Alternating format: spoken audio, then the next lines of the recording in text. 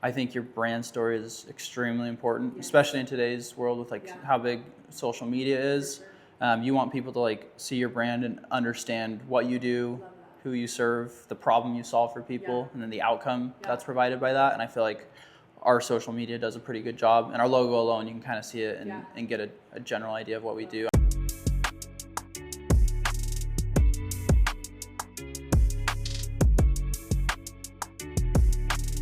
Well, welcome to The Real Deal, where real estate meets real life. I am your host, Janine Igliani, with our co-host, Ryan Hatcher. What's up, guys?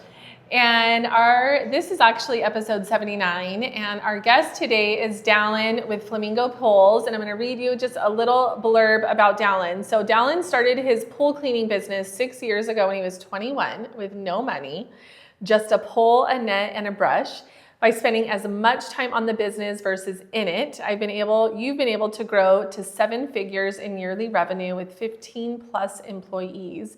And now you spend a lot of your free time working with other service business owners looking to grow. That's awesome. Thanks for being here. Thanks for having me. I'm super excited. Yeah. So we'd love, as we were kind of talking about before we started, we'd love to hear your story, where you grew up and kind of how you came to be into the pool business. So share that with us. Yeah. So, born and raised in Gilbert, Arizona, here locally. And which, by the way, is I feel like it's getting more common, but it's still really rare, right? That you're from here? Yeah. Yeah, no, everyone I meet came from somewhere else. Totally. So yeah, born and raised here, and never really wanted to start a business. Like that was never even a thought of mine growing up. So I was just I love sports. I was like, I want to do something with sports. So that was kind of like my idea to go through college doing that. Did a little bit of traveling, started community college. And I loved the social aspect of school growing up, but I was just never a good like classroom learner. That was never my style. Sorry, I'm going to interrupt you again. That's another side note, because most entrepreneurs were not good students. Yes, that was me. So I think to anybody that struggles in school, like embrace it. Like there's hope for you. There is hope. You could go on and make millions. Yeah. So started community college and just here in Chandler, Gilbert, and like there wasn't much of like the social aspect to it as you would get like a university. And I was also just struggling with like just the school and learning aspect there. So I was like, this just is not for me. I need to figure something else out. And then someone recommended that I read the book Rich Dad, Poor Dad. And that's what kind of just like... We love that book. It's awesome, right? Yeah, it just kind of like opened my eyes. It's funny because it's more like a real estate book. Yeah. Obviously, I'm sure you guys know that, but it just opened my eyes to like the possibilities of what you could do with your life. I would attribute that single book to like almost a revolution in my mind for me. Just understanding that there's a whole nother set of rules that people play by that I didn't know anything about. Yeah. You know, okay, totally random, but we should totally do like a book club for high schoolers around that book. That would be cool. And then bring in different people that have read it, that have been impacted by it. Yeah, I love it. Yeah, I'd love to go back and reread it too, to kind of, I'd love to see like, okay, what was it? Because I've talked to a lot of people who have the same experience. Like, what is it about this book that like just kind of opens your mind to like all these new possibilities? Because it's things that you just have no idea, or even for me at least. What was it for you? Just like, I just thought that everyone kind of did the same thing. Like you pick a different job, but then you just kind of follow the same path of work, X amount of years, come home at 5 o'clock, get your 2 weeks of vacation, retire it. I mean, they say 60, but now it's like 78 or whatever, right? And then just try to live off that retirement. But I think too, that really goes to just like our educational system kind of sets you up for that. Right. Yes. Like, everybody does the same thing, you know, this is how everybody should learn. This is the kind of job everyone should have, and doesn't give you the opportunity to really think outside the box. Right. And I feel like that book, and if you have an entrepreneur mindset, does that. It like opens up your mind to what other options are out there. Yeah, the school system is designed to make employees. Right? Right. Like cogs in a big wheel. Yeah. Right? I'm curious though, specifically, can you remember anything that really just like hit you from that book?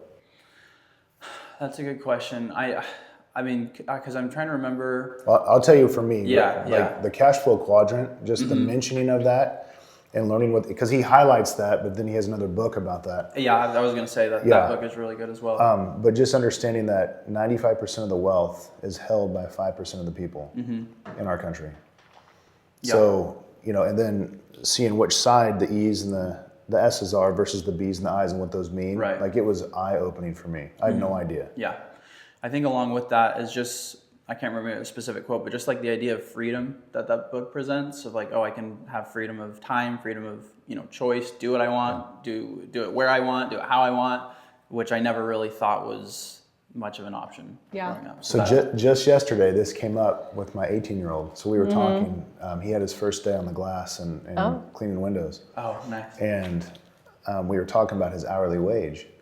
And, Rich Dad, or Robert Kiyosaki works for his best friend's dad, and he's making cents. Right. And I think 3 weeks goes by, and he finally said, "What am I doing?" And he goes to him, and his friend's dad said, "Well, I was waiting for you to do this. Why did it take you so long to realize that you're worth more than 30 cents an hour?" Right. So just that conversation that's always in my mind about teaching my kids, what do you want to do, but how can you maximize your dollar per hour so that you can do the things you really want to do? Yeah, and I think I just kind of felt that internally too. Like I'm worth more than just like an hourly wage. There's more I could be doing in the world for myself, my family, and for other people. Love that. So yeah. Cool. What did you? Let me just ask, and again, you don't have to answer this, but like growing up, did your parents work? What did they do? Yeah, so my dad was a teacher, so didn't make much money doing that. And then I was the oldest of 6 kids, so my mom was basically had a full-time job. Yeah. Taking care of all of us. Oh, for sure. Yeah. So I think too, I love birth order. I think that oldest mentality, like you're being the oldest, you're responsible, you have to take care of others, kind of lends to entrepreneurship as well. Mm-hmm. Yeah. No. Business owner. Yeah, it definitely did. And that's kind of what got me into pools specifically. So like I said, growing up, my dad was a teacher, didn't make a lot of money doing that. So he actually, I guess you kind of call him like a consultant. He would help. Well, first of all, we wanted to have a pool because it's too hot here to survive without a pool. So we couldn't afford, a pool builder. So he figured out how to like just connect with each sub separately and build his own pool. So build your own pool. Nice. Exactly. Yeah. And so he saved a lot of money doing that. And then people started asking him like how he was able to do that. Yeah. So he kind of like would help people build their own pools. Love that. And then me and my brother growing up, that's kind of Did he get paid to do it? Yeah. It was just like he should have been paid a lot more, but they would give him like $1,000 or something like that. Wow. Yeah. Okay. And so he would just do that on the side, and we would come in, my brother and I would do the startups with him.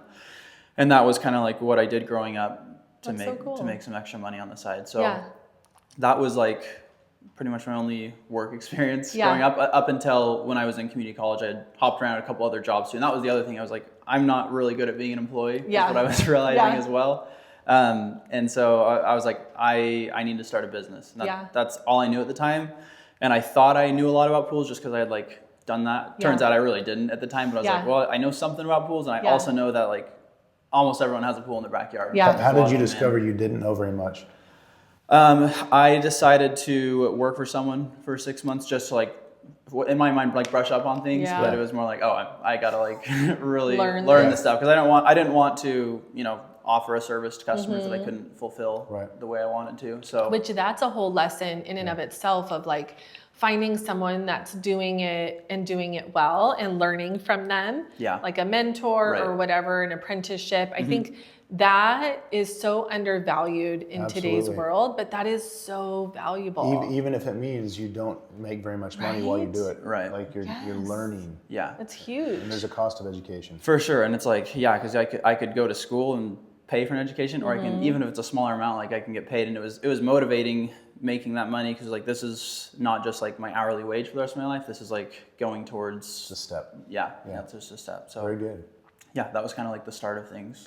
So you worked for a pool guy for 6 months, and then what happened? So I was just kind of brushing up on everything that I, quote unquote, thought I knew, and just till I felt comfortable, like, okay, I can go in, I can diagnose issues, I can fix someone's pool, turn it around if I need to.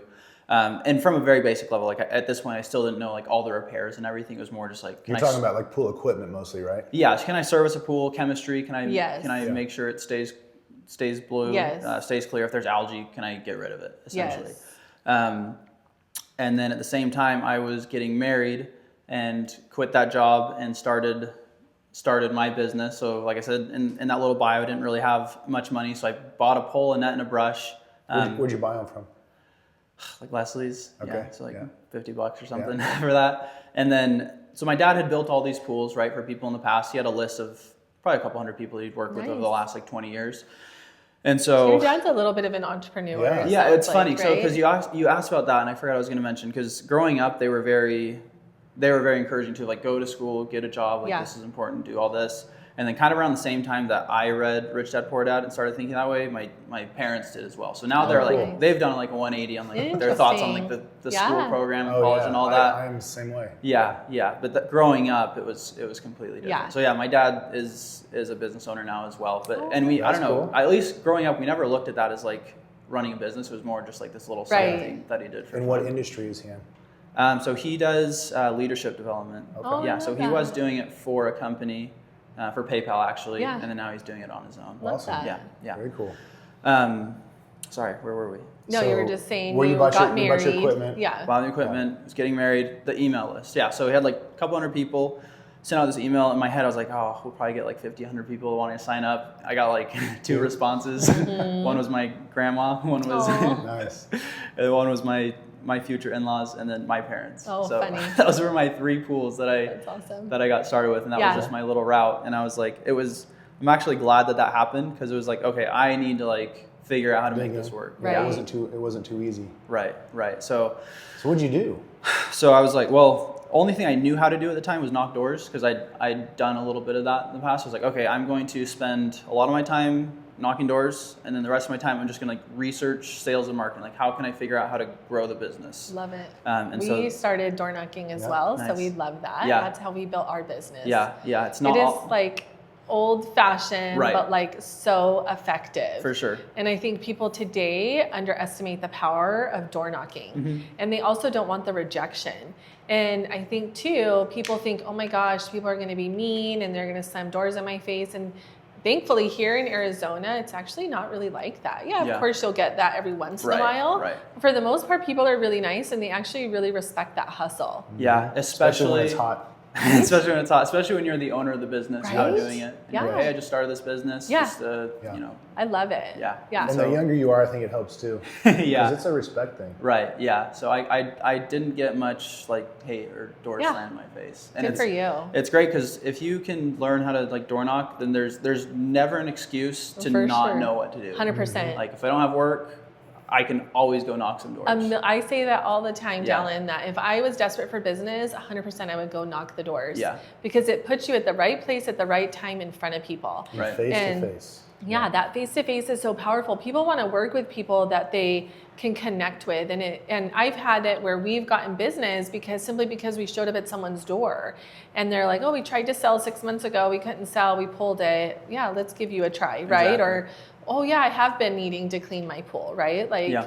And if you're there providing a value and you're not annoying, then people will be totally fine with that. Right. I love that.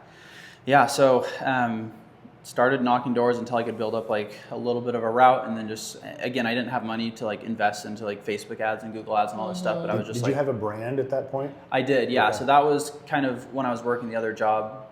That's probably a pretty important part of the story too. And the more I look back, the more I feel like I kind of lucked into the brand and everything that I chose. All I knew is because I started to do research on like pricing and everything, and so I'd kind of call around, and I just noticed like how similar a lot of these companies were with their colors and the names of the businesses.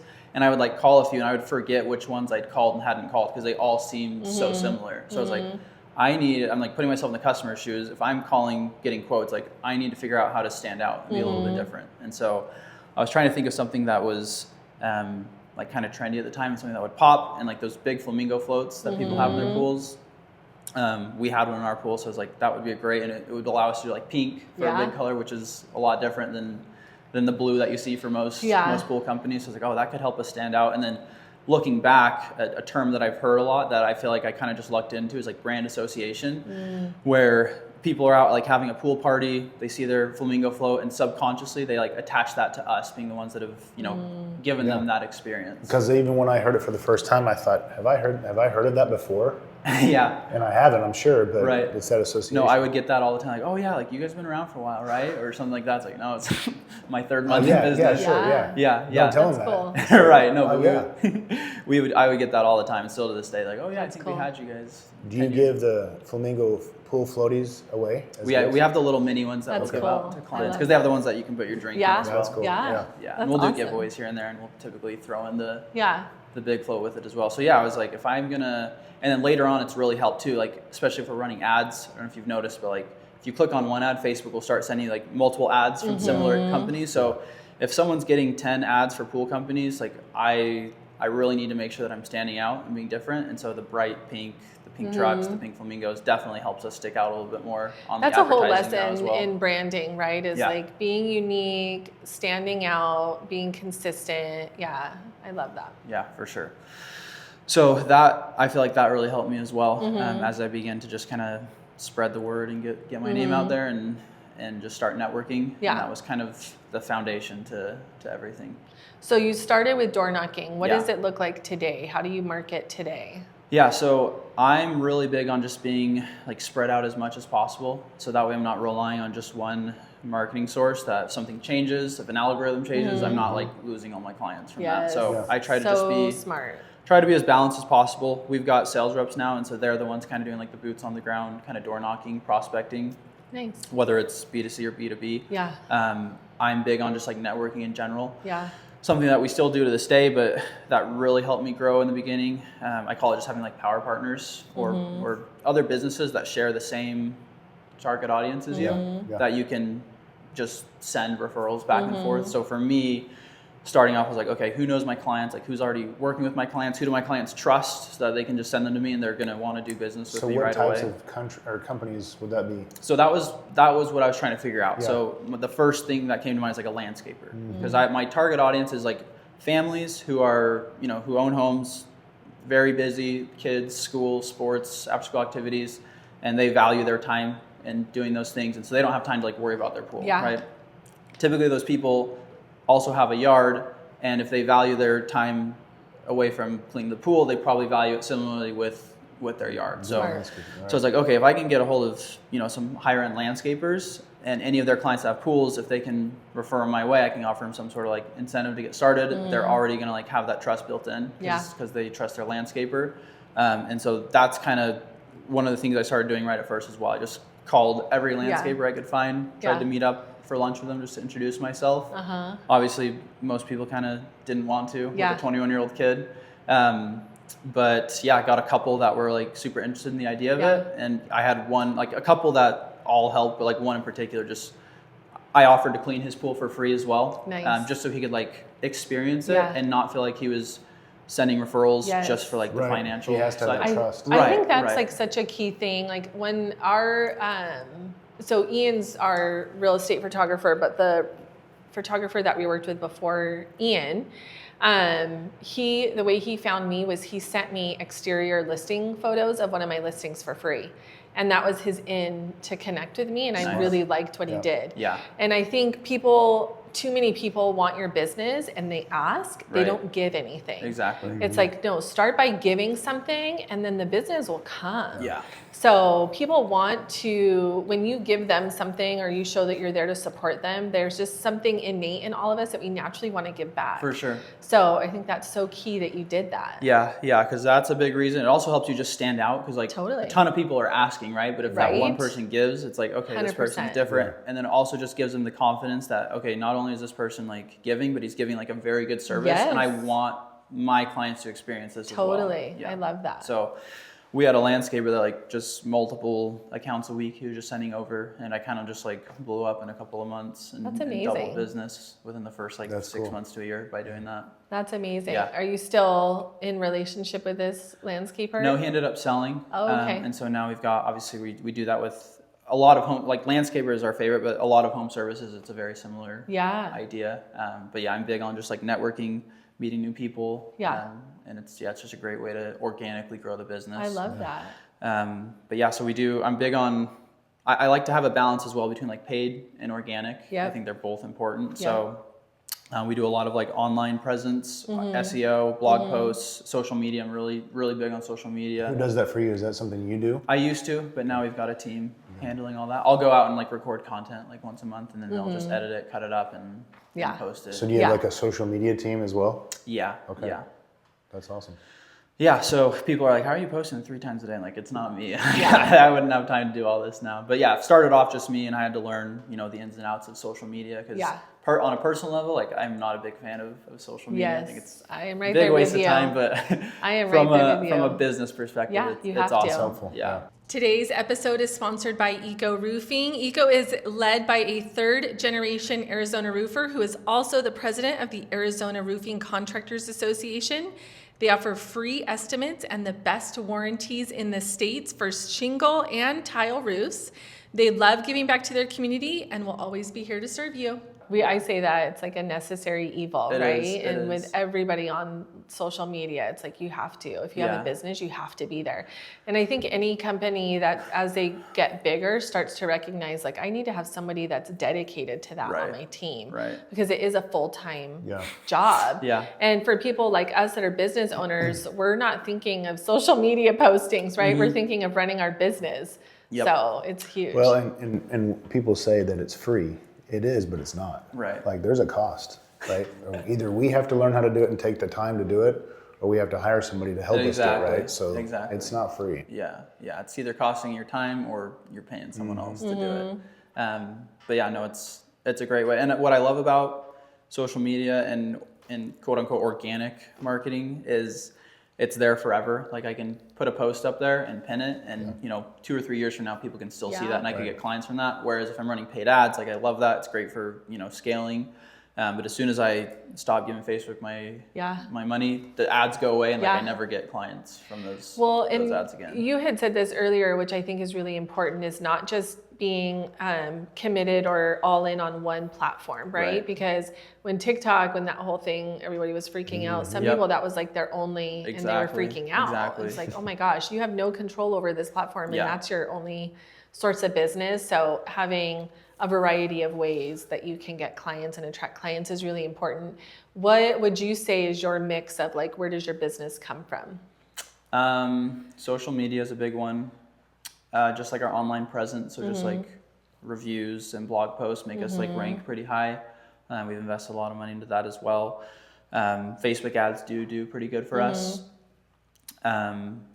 And then just word of mouth, I would say. Yeah, whether it's like our vehicles or customer referrals. What's your geographical service area? Is it mostly East Valley? Mostly East Valley. We're in Scottsdale as well, and then parts of Phoenix if it's close enough to our route. Yeah. And you have vehicles. How many vehicles do you have? We have 5 vehicles. Okay. Yeah, 5 wrapped. Okay. How do you go about getting reviews and referrals? That's a great question. So we have a referral program. I've gone through a couple like iterations of that, and a quick tip is like making it as simple as possible for people to remember. Because we used to have like this like structured and tiered programs, like 1 referral you get this, 2 referrals, 5 referrals you get this, and it was very rewarding, but it was very hard to follow. Like it would be hard for a customer. It was easy for me to remember and my employees remember because we created it, but like for a customer who just like saw that pop up on an email or social media, they're not going to remember that program. Like, oh, I'm on referral number 4. This is what I get next. And it's going to be harder for them to be like motivated and incentivized. Yeah. So we just kind of flipped that and just made it. We just call it like our give 50, get 50. So they get a $50 gift card, and the person they refer gets $50 off their first month of service. So we just try to make it as simple as possible. So it kind of turns our customers like into our salespeople basically. 100%. And if they can remember that, like, oh yeah, I get $50 Amazon gift card for every person I refer. Like that's easy to do. That's cool. So you made it easy, and it's also the power of a referral is like the best 100% source of business, right? Because it's someone else vouching for you. Yeah. And we like to call it, and there's a whole book around raving fans, right? You want people that are so in love with what you do that they are compelled to want to go tell others, because that's free marketing. Yeah. And that's like the number one place that people go to for any like business recommendation, right? Is a referral. Like, who have you used? Yeah. It's also a good way to, without actually getting feedback from customers, to know how much they enjoy your service. Yes. And I've been at points in business like, we're not getting as many referrals as we used to, or as I'd like to get. Like, what are we not, like, what's wrong with our service right now that it's not up to the standard that people want to refer us? Are you asking the client that? We do, yeah. But we're really big on getting that feedback from clients. And so after big jobs, we call every client, make sure their experience was, up to what they wanted it to be. And then we spot check like our weekly service clients as well. But what we've noticed, like, people just don't like to be confrontational, so they don't always tell us. Of those course. things. So giving a referral, not giving a referral is like our best way to know how happy they are with service. For sure. Yeah. They say that somebody that is happy, like the likelihood of them telling, it has to be like amazing for them to want to go out and tell other people about you. If you just meet their expectations, then it's like you're, not that special. Right. So kind of being intentional about how can I stand out so that it's like over exceeding their expectations. So they want to tell people. But if they have a bad experience, they will tell a bunch of people. Yeah. So it's like tempering that. It sucks because like you can do a great job as they expected, and then nothing happens with that. Right. But then like you miss one thing, and now you got this bad review. Totally. But what I've also found is if you do something bad and then you go above and beyond to fix it, 100%. then you create like the best loyal client. Yeah. And that's huge too, because we are people, right? We're not perfect. We're gonna mess up. There's gonna be things, but own it. Right, and make it right, and that's huge for people. Things slip through the cracks for every business. I don't know how good they are. Yeah. Right? At some point, it's going to happen. Yeah. Especially as you grow, you right. So do you have any special things that you teach your team to help recover from those things? Yeah, so I'm really big on having SOPs or standing operating procedures. So are they written out? Yes. Okay. Yes. Yeah, we have like checklists of what to do, because when it's just me, it's like all in my head and I know what to do. Sure. But then as you grow, I learned like, because I had people that I trusted, but was like, oh, you did this differently than I did. And at the end of the day, like the end result is all that matters. But the more you grow, it's like I need to have more control over how these processes are being handled. So basically took everything we do from, getting reviews to onboarding clients to, our sales process. Everything's just in like a checklist SOP. So just including like if we have a customer issue, we have a 5-6 step checklist that we go through. And I've just found like, when you do have, not that we ever want to have a bad experience, but it's like, if you can look at that as an opportunity to wow someone, it really can be great. Like, I mean, just look at everyday experience. Like we go through so many experiences through the day and they all go good, but we don't really think anything about it. But if we had someone mess up and then they go above and beyond, like you're much more likely to write a review or refer them or 100%. Just to use them again, right? So it's like, use that as an opportunity. Don't beat yourself up over the bad experience. Just, fix it. Do you have an example? So good. Well, my example that came to my mind was like from a consumer standpoint. So we had a company that we ordered a bunch of shirts from. And in the past, I've ordered shirts from people and they've, sent it to me, no problems. Everything worked out.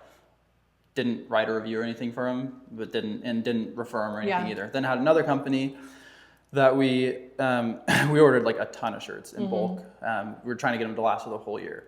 And they messed up the phone number on the back of the shirt. They put my personal number instead of the business number that we had on the mock-up. Oh no. And so we told him about it and he was like, he felt so bad and he like basically did a rush order and skipped in front of everyone else and ordered a bunch of like Nike shirts to do it on as well. Nice. And so not only did he fix it, but he like went above and beyond and then like hand delivered it to me. Wow. And I just like immediately wrote a 5-star review and love that. Everyone local that needs shirts, I recommend to him now. That is cool. Yeah.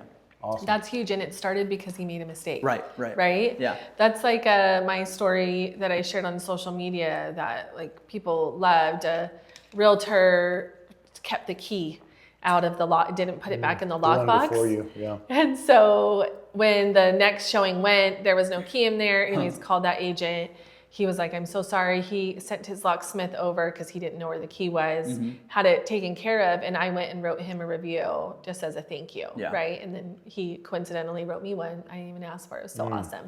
So I love that, like, we're going to make mistakes. We're not perfect. That's something that we try to have that conversation with our clients when we take a new listing or a new buyer, right? Like things may come up, right? Just let me know. But our heart is to make it right. And at the end of the day, it's how you recover from that. That will make the difference for sure. Yeah, for sure. So when it comes to cleaning pools, I have a pool and I have some crazy stories. Like, do you have any crazy stories of things that you've dealt with? Oh man, yeah, so many. I mean, because I'm not out in the pools anymore, so it's from a while ago. But we did have one time, kind of a funny story, I guess, where he said he had a bunch of birds or baby birds fall into his pool. Oh. And it was an older man, so he was like freaking out that they're gonna drown. I was like, well, by the time we get over there, like they're gonna drown.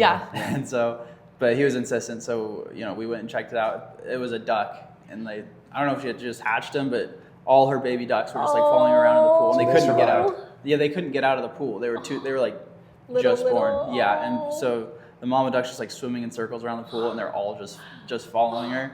And so we eventually like got one of those big lounge chairs and like put it in the pool as kind of a ramp. Oh, cute. And they were all able to get out. That's so cute. Did you get that on video? Yeah, we've actually posted it on That's social cool. media a Oh, couple that years is ago. so cute. Yeah. Go ahead. Go ahead. No, you have a pool too. Yeah. No crazy stories? No, I was going to ask something different. Oh, no, I'll just share mine really quick. It was, we had like big bullfrogs where we live, and we live on a green belt with a view fence. And so we would see these frogs like in our garage, in our backyard, like all over. And one day, you know, my kids go out to go swim, and they're like, there's all this stuff in the pool. And I'm like, what is this? You know, we come out and we're like, what is this? It's like, I have no idea what this is. So crazy. So we call the pool guy. He comes out and he like just cleans it, doesn't like do any like investigating, just cleans it. And later in the day, same thing, something in our pool. We're like, what is this in our pool? And my husband gets home and he pulls up, I don't know what it's called, the little thing where the Skimmer basket? Yeah, basket, right? Yeah. So he pulls that up. There's 2 huge bullfrogs mating in there, and they were having little tadpole eggs in our pool. My gosh. That's crazy. And it was this like string of like tadpole baby eggs. Disgusting. Wow. Oh my gosh. Yeah. That tops. And the any pool guy was story. like, I've never seen this. I'm like, oh yeah, great. I wonder if they would have survived in that chlorine. Probably not. I would No, hope yeah, I don't not. think I so. would really hope we wouldn't have That's little froggy. That's hilarious. Did you drain the pool? No, because they just took them out, cleaned it, and Yeah, they went I and, wish I was your pool guy when that happened, so I could claim that story as my own experience. Crazy. they went to froggy heaven. Yeah. Wow. So you mentioned Rich Dad Poor Dad was a pivotal book for you. Any other books that have been helpful for you? A ton. Yeah, I love just educating myself and learning more just on growing the business side of things. Yeah. The E-Myth has been a big one that's for a good me. one. Yeah, so it's big on just growing, not like turning it into a job for yourself, but actually hiring people to do the other things. Your SOPs is a good example of that, right? Yeah. So that was a big one starting off. Traction. Yep. Yeah. Oh, I haven't heard of that So one. that's a really good one, just on like the structure of running and growing a business. Not necessarily business related, but just dealing with like the finances and the mindset when it comes to making money as a business owner. But Secrets of the Millionaire Mind Oh yeah. was another good one starting off. Yeah, those are some of the big ones like starting off that I read that I feel like kind of laid a good foundation for me. Yeah. Good. Well, last question, not really last question, but what would you say are some of like your guiding principles as a business owner that kind of guide how you run your business?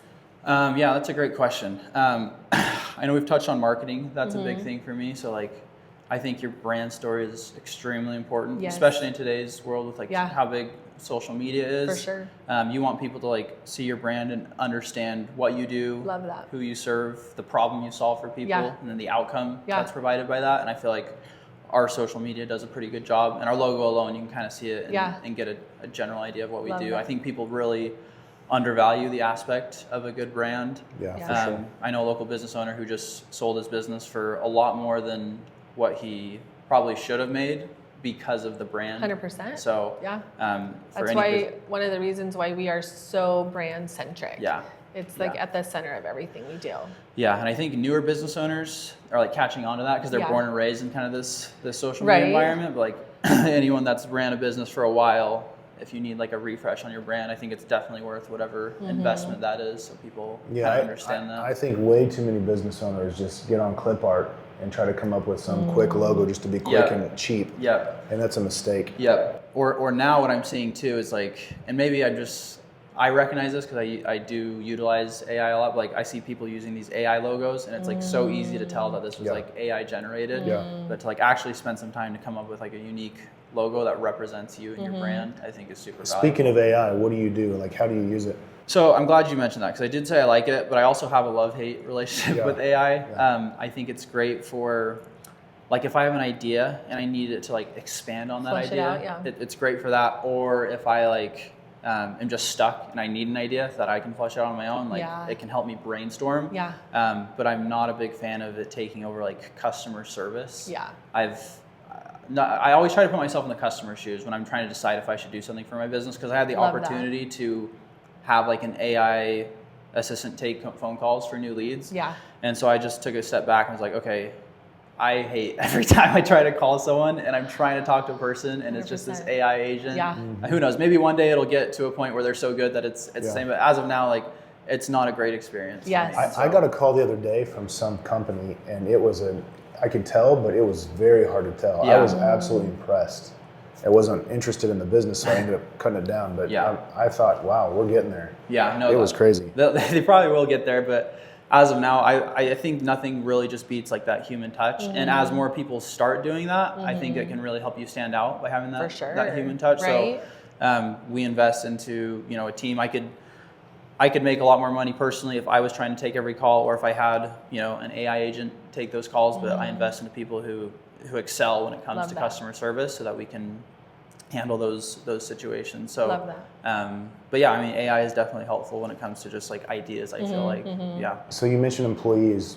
Where do you find your guys and girls? Like, what's your process there? Yeah, so I think there's a ton of different ways to find people. I mean, Indeed is a great way to get started. Post an ad, see who responds to it. I'm always looking on like social media as well. So like we'll post on it. I'll post in different Facebook groups trying to find certain people. As our team has started to grow, I've been really big on like trying to hire from within, like, hey, who is your friend or your family member that wants to, that needs a job? And if you have a good culture and you get your team to buy in, then they're doing that outreach for you and finding people. And we've had a lot of success we've had people bring in friends or cousins, or we have someone that brought in like a sister and parents and because a fiance. They know they're going to be a good fit. Exactly. And they're like, hey, we love it here, we love the culture, and then it just helps with retention as well. For sure. It really does become like a family. If you make them part of it, then they want to pick the people they get to work with. Exactly. Right? Yeah, and so they love that aspect of it too. Well, what question didn't we ask you that we should have asked you? That's a good question. It's a great question. Maybe how can people reach you? Yeah. What I was also going to say is just kind of like where I'm at right now. Yeah. Because I have grown out the team to a point where, and for me, the goal of business is to be able to do the things that you love to do. Kind of goes back to that freedom of like doing what I want, where I want, when I want, right? And so, as you've kind of heard from this conversation, like marketing is my passion. So I love spending as much time as possible, like on the idea side of things and the marketing and brainstorming ideas like that. And then I've really just kind of put people in positions to grow and succeed in what they strive at in different aspects of the business. So I've loved being able to do that and just create, more time to spend with family or like we mentioned at the very beginning, like I love working with other newer business owners, providing tips, insights on how they can grow their business as well. So that's been really exciting and rewarding for me these last couple of years to kind of be in that spot. And then where you can find me, we're on all social media, Flamingo Pools, pretty easy to find us, hard to miss. Awesome. You can see our trucks, our pink wrap trucks on the road as well. And I love connecting, whether you're a homeowner looking for pool service or another business owner, trying to connect, trying to grow, reach out to me. Love having conversations, love doing any sort of networking, meeting up like this. Yeah. Well, thank you for being with us. We'd love to end with a little speed round. Are you up for our rapid fire questions? Yeah, put me on the spot. Okay, we'll start easy. Okay. Do you have a favorite color? That was the first one. Teal. Teal, yeah. So that's why I kind of combined the pink and teal for the logo. Yeah. What about a favorite food? Favorite food? Gosh, I love all food. I'll say anything on the smoker, on the Traeger. Oh yeah, so good. Smoked meat, ribeye. I'll go reverse seared ribeye. Nice. Okay, what about a favorite drink? Favorite drink? I'm not a big soda guy. I'd just say coconut water. Coconut water. Yeah. That's awesome. Yeah. What about a favorite sound? Ooh, favorite sound. That's probably just waves on the beach. Oh yeah. So good. We talked a lot about books. Do you have like one favorite book? Probably be cheating to say Rich Dad Poor Dad, but it's because we already talked about Yeah. it. But yeah, I'm trying to think of that probably is my favorite book though, that I've read. What about a favorite podcast? Do you like podcasts? Favorite podcast? What's the name of this podcast? Do you listen to podcasts? I do. Yeah, I don't listen to as many business podcasts anymore. Just because I feel like I'm starting to hear kind of the same things over and over again. I love sports, so I love listening to any like sports related podcasts. Yeah. Okay. Last question. Do you have a favorite vacation? Favorite vacation, like a place that I've been to? Yeah, New Zealand. Yes. That's awesome. Yeah, my wife and I went like right before COVID. We went for like 3 weeks. Good for you. Yeah. That's cool. Yeah. Well, thank you for being with us. Thank you for sharing your story and all those tips. And I think whoever listens to this episode could totally take away something, whether it's a book that they're going to go read, a practice that they're going to implement in their business. That's awesome. And even maybe just being inspired by hearing what you've done. So good for you. Thank you guys. I really appreciate it. Thank you. Thanks for listening to the Real Deal podcast. Be sure to like and subscribe, and you can follow us on social media at the Home Selling Team AZ.